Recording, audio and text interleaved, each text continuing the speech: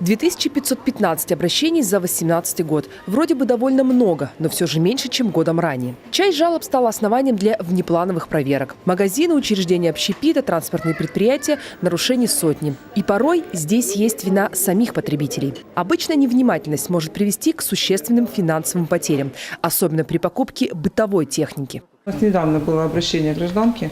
Они приобрели дорогостоящий телевизор и приобрели к нему дополнительную гарантию. Все это было приобретено в кредит. Общая сумма покупки превышала 100 тысяч рублей, в том числе эти гарантийные обязательства были порядка 10 тысяч стоили. При проявлении в товаре недостатка, а недостаток был механическое повреждение, когда они приобретали изделие, им сказали, любой недостаток, гарантия вам покроет, изделие мы у вас заменим.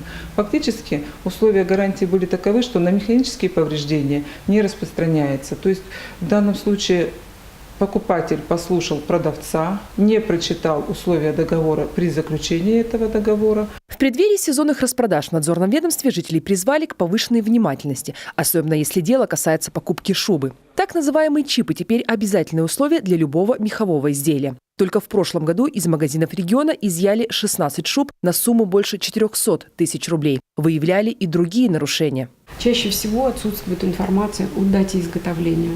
То есть потребитель, покупая дорогостоящую шубу, он не имеет информации о том, в каком году эта шуба изготовлена. Согласитесь, что это существенная информация при покупке данного изделия из натурального меха. Шуба выпущена в прошлом году, либо 5 лет назад.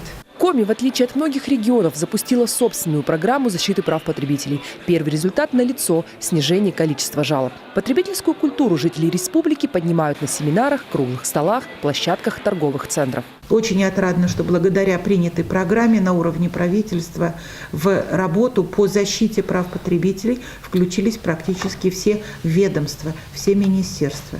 Если ранее управление, как говорится, защищало в единственном лице на этой площадке, и нас не очень много, и мы не очень много могли сделать, то сегодня все ведомства озадачены тем, как организовать свою работу с тем, чтобы в сегменте выполняемых работ и предоставляемых услуг нарушений было как можно меньше. Но есть и обратная сторона. Так называемый потребительский экстремизм, свойственный крупным городам, единично выявляется теперь и у нас. Люди настолько хорошо знают свои права, что пользуются ими даже тогда, когда продавцы не виноваты. В Роспотребнадзоре призвали не усердствовать. Выводить на чистую воду таких грамотеев уже научились. Виктория Палкина, Олег Костромин, телеканал Юрган, Сыктывкар.